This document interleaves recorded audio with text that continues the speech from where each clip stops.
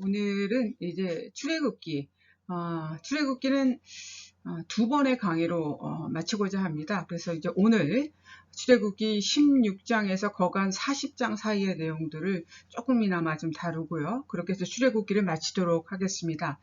오늘 우리가 살펴볼 내용이 사실 방대한 내용이지만 거기서 가장 핵심적인 것은 이 이스라엘 백성과 하나님께서 언약을 맺으시는데 약속을 하시는데 과연 이것이 누구를 위한 언약인가? 누구를 위한 약속인가? 예. 누구에게 유리한 것인가? 우리가 어떤 법리 공방 따질 때 이런 걸 많이 하지 않습니까? 그리고 이 언약을 통해서 우리는 하나님의 성품을 엿볼 수 있게 되는데 하나님의 성품, 하나님의 특성은 어떤 것들이 있는지 이런 내용들을 좀 중심으로 같이 살펴보도록 하겠습니다. 그럼 시작하도록 하겠습니다.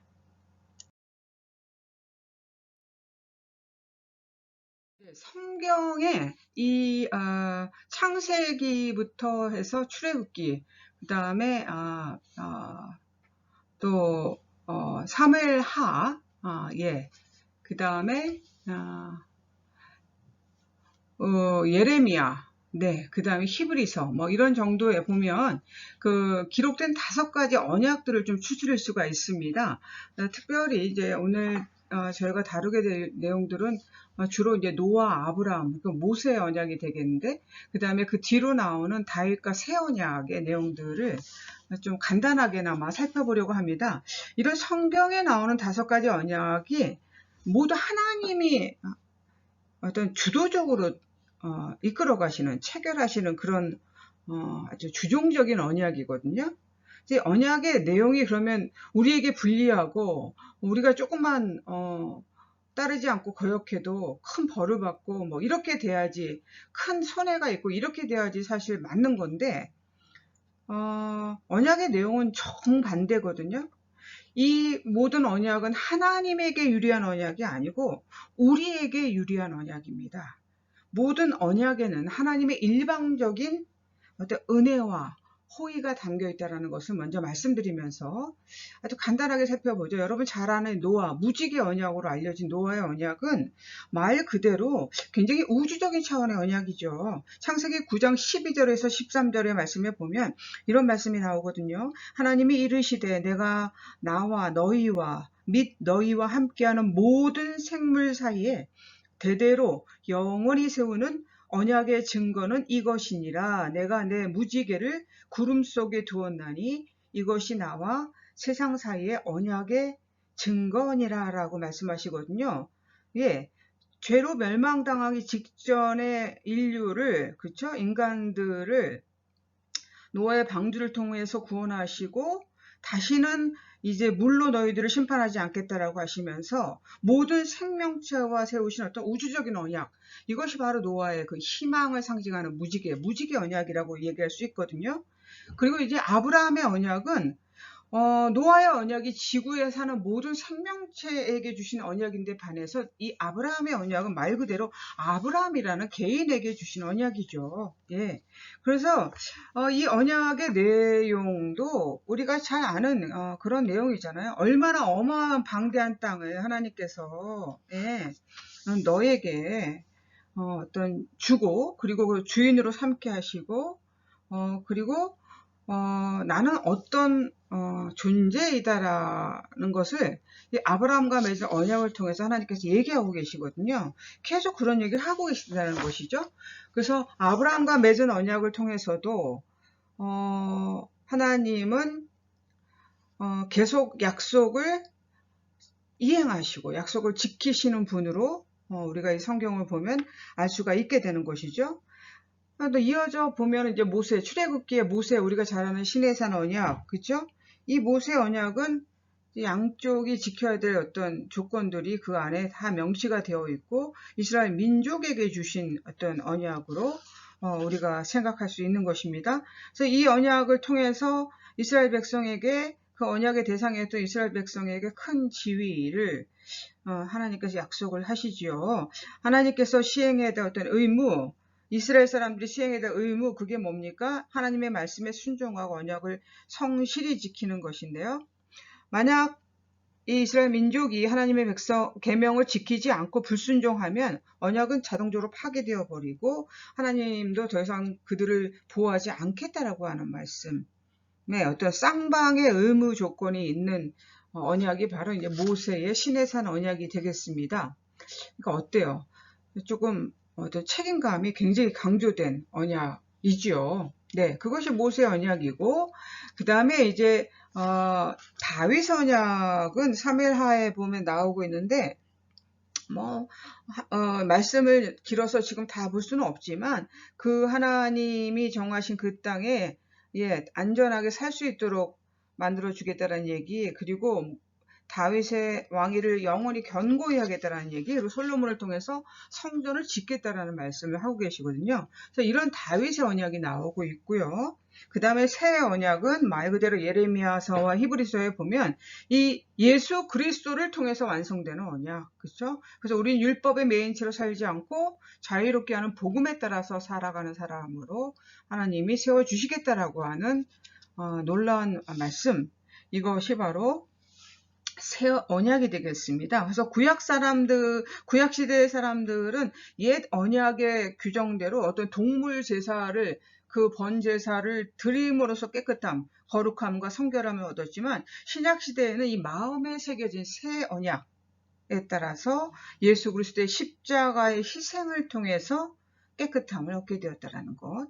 네, 이것이 가장 중요한 내용이 되겠습니다. 우리는 예수님의 이 대속하심 때문에 율법의 매인체로 살지 않고 자유롭게 하는 복음에 따라서 신앙생활을 하게 된 그리스도인들입니다. 이 얼마나 놀라운 복음의 말씀인지 모르겠습니다. 그래서 성경에는 이런 5가지의 상이한 언약들이 나오지만 이 모든 언약의 가장 공통점은 하나님의 일방적인 은혜의 언약이다. 결국 이 모든 언약은 우리를 구속하기 위한 것이 아니고 우리를 자유롭게 하시는 것이고 우리에게 유리한 언약들이었다라는 것을 이 말씀들을 통해서 우리가 알 수 있게 되는 것입니다. 출애굽기에서 우리가 뺄 수 없는 내용이 십계명, 가장 핵심적인 내용으로 중심에 나오는데요.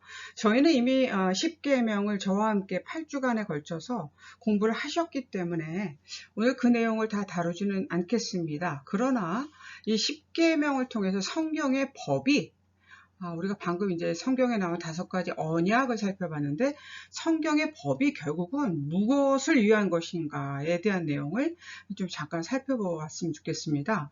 성경의 법은 결론적으로 뭐죠? 이게 성경에 나오는 모든 그 율법들, 그리고 이 법은 결국 인간의 성화, 거룩함을 위한 그 성화의 과정, 이 성화를 명령하는 법으로 우리가 생각해 볼 수 있겠다.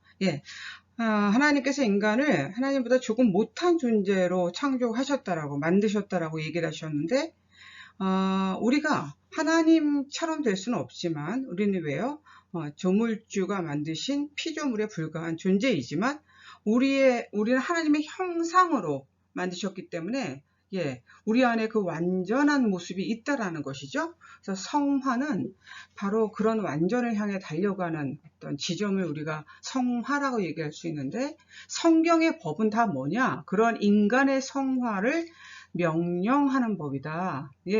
그러니까 우리가 이런 사람들이 있잖아요. 사람이 어떤 나쁜 행동을 하게 되기 전에는 그 행동을 생각하게 되거든요. 나쁜 생각을 하기 때문에 나쁜 행동을 하고, 더러운 생각을 하기 때문에 더러운 행동을 하게 되는 것입니다.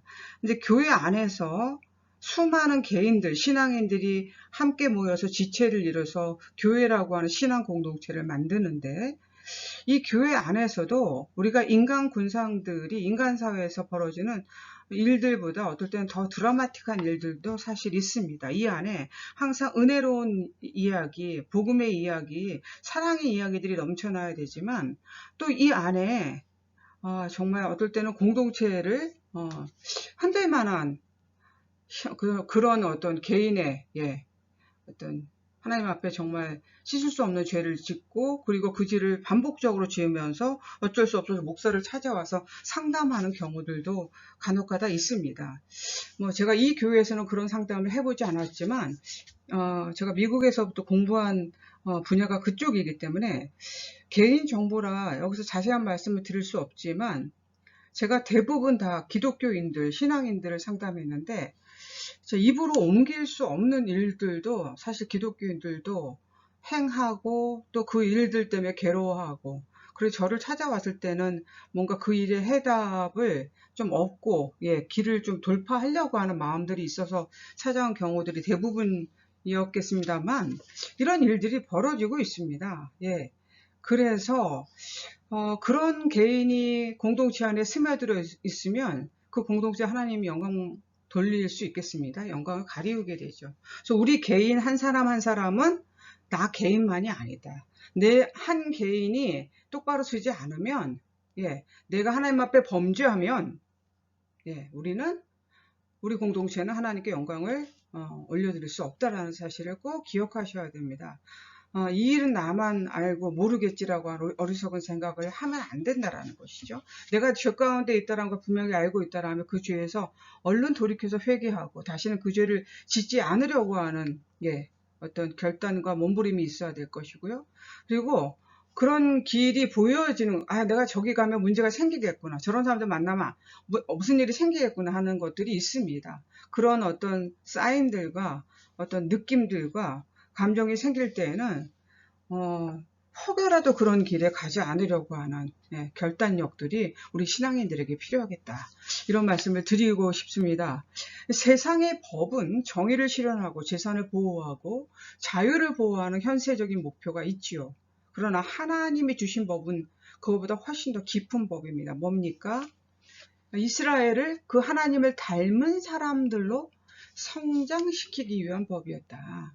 그래서 결국 이 말을 우리에게 대비시킨다면 하나님이 주신 이 모든 언약, 약속은 이 법은 우리를 구속하고 우리를 억압하기 위한 것이 아니라 우리를 보다 하나님을 닮은 사람으로 성장시키기 위한 법이다.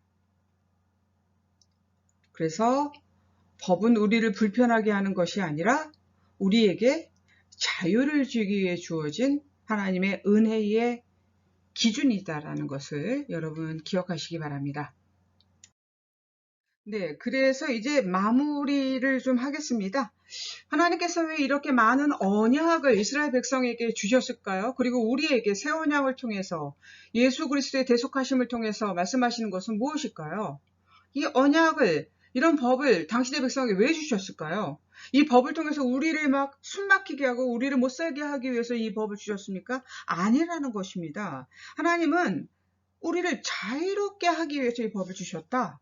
하나님의 법은 속박의 도구가 아니라 우리를 해방시키고 자유하게 하는 도구다라는 것을 여러분 잊지 않으셨으면 좋겠습니다. 그래서 이 법이 정말 우리를 불편하게 하는 세상이 아니라 이 법을 통해서 오히려 우리가 더 자유로워지는 은혜를 여러분이 경험하셨으면 좋겠습니다. 그래서 오늘 이제 출애굽기 6강을 마치면서 기도로서 마무리를 하도록 하겠습니다. 하나님, 나의 나됨은 오로지 주님의 은혜임을 깨닫게 하옵소서. 주의 거룩하심과 온전함을 담기를 원하오니 주님, 우리를 이끌어 주시옵소서. 주의 자녀로서 구별된 생활을 하게 하시고 세상의 가치에 휘둘리지 않고 주님께만 소망을 두고 살아가게 하옵소서. 주 예수 그리스도의 이름으로 기도합니다. 아멘.